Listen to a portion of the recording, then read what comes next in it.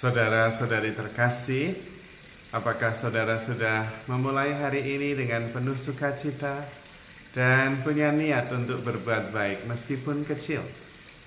Semoga Tuhan memberkati niat baik saudara. Saudara pasti mempunyai anak yang dikaruniakan Tuhan dari buah cinta saudara sebagai suami istri. Dan tentu Anda sangat menyayangi anak-anak Anda. Lahir, disambut dengan sukacita, dipeluk, dibesarkan, kasih makan setiap hari, diberi pendidikan yang baik, diperhatikan, disediakan makanan, dan banyak hal dikerjakan untuk anak-anak Anda. Tentu anak-anak juga merasa dicintai. Namun seringkali anak-anak juga merasa tidak nyaman ketika orang tuanya memarahi, padahal maksudnya baik, menegur, kemudian cerewet terhadap beberapa sikap anak yang tidak menyenangkan hati dan membahayakan dia juga. Karena itu kadang-kadang anak-anak merasa marah, merasa benci, merasa tidak dimengerti oleh orang tuanya. Dan ketika seperti itu tentu kita sebagai orang tua sedih. Karena maksud kita bukan untuk membenci, bukan untuk menyakiti, tetapi mendidiknya dengan penuh kasih sayang. Dan apa yang terjadi kalau kemudian anak-anak tiba-tiba sadar bahwa orang tuanya sangat mencintai mereka. Kemudian mereka berubah, mengerti bahwa dicintai. Dan kemudian tanpa menunggu, sudah besar, sudah dewasa dan mandiri, mulai kemudian berbalik mencintai orang tuanya. Bangun lebih pagi, membantu orang tua untuk memasak, menyiapkan makanan di atas meja, membantu bersih-bersih, dan bahkan melakukan sesuatu yang ekstra. Menemukan bunga di taman, diambil dan dikasih kepada mamanya. Mama, ini bunga untuk mama. Dan kemudian melakukan banyak hal yang mengungkapkan rasa cinta dan terima kasih kepada orang tuanya. Apa yang terjadi kalau anak-anak kita tiba-tiba berubah seperti itu?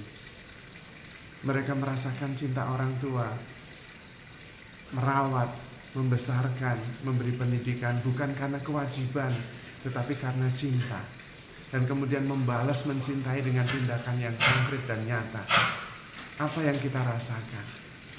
Tentu kita bersyukur sekali, kita bergembira sekali. Apakah pada saat itu kemudian kita menunggu anak kita meminta baru kita beri? Tentu tidak. Tidak minta pun kita akan berikan segalanya kalau kita mengerti bahwa anak kita itu sadar bahwa begitu dicintai oleh orang tuanya. Anak kita taat bahkan melayani kita. Kita sebagai orang tua pasti senang dan bahagia sekali. Dan itulah Tuhan Yesus. Tuhan Yesus adalah seorang anak yang mengerti cinta Bapanya dan kemudian melayani Bapanya. Makananku adalah melaksanakan kehendak Bapakku yang di surga. Apa saja yang diminta oleh Bapanya, dia melakukan dengan penuh sukacita dan cinta. Bahkan ketika dia harus memikul salib dan kemudian wafat di kayu salib untuk menyelamatkan kita, Tuhan Yesus tetap bersedia melakukannya dengan penuh ketaatan dan kesetiaan serta cinta yang mendalam. Nah, kalau kita bisa seperti itu kepada Bapa kita, maka jangankan kita meminta, tidak minta pun kita diberi kesehatan, rezeki yang berlimpah, segala-galanya juga sebetulnya sudah diberikan kepada kita. Bahkan keselamatan, bahkan putranya wafat untuk kita, meskipun kita tidak memintanya. Kalau kita sungguh mengerti dan kemudian membalasnya, kita tidak perlu minta apa-apa. Segala-galanya akan diberikan oleh Tuhan. Namun ada satu hal yang Tuhan harapkan kita mau meminta. Kita diminta untuk meminta Roh Kudus. Karena Roh Kudus itulah yang membuat kita mengerti cinta Tuhan yang tanpa batas. Roh Kudus itulah yang membuat kita sadar bahwa kita itu aman di tangan Tuhan. Roh Kudus itulah yang membuat kita mengerti Kita tidak perlu meminta apa-apa. Semuanya sudah diberikan. Tinggal bersyukur dan bergembira, berbuat baik. Dan kemudian sadar bahwa hidup kita itu ada di tangan Tuhan. Dan Tuhan menyelenggarakan hidup kita itu maha bijaksana. Maka apapun kita terima dengan rasa syukur. Karena sadar bahwa itu rencana Tuhan ada di sana dalam setiap peristiwa. Dan rencana Tuhan selalu indah, meskipun kadang kita tidak mengerti. Nanti yang membuat mengerti ya Roh Kudus itu. Maka mintalah Roh Kudus. Karena dengan meminta Roh Kudus kita mendapatkan segala-galanya. Iman, sukacita, syukur, damai sejahtera. Dan tidak pusing untuk meminta hal yang lain. Karena kita bisa mengerti bahwa kita hidup di tangan Tuhan yang sangat mengasihi kita.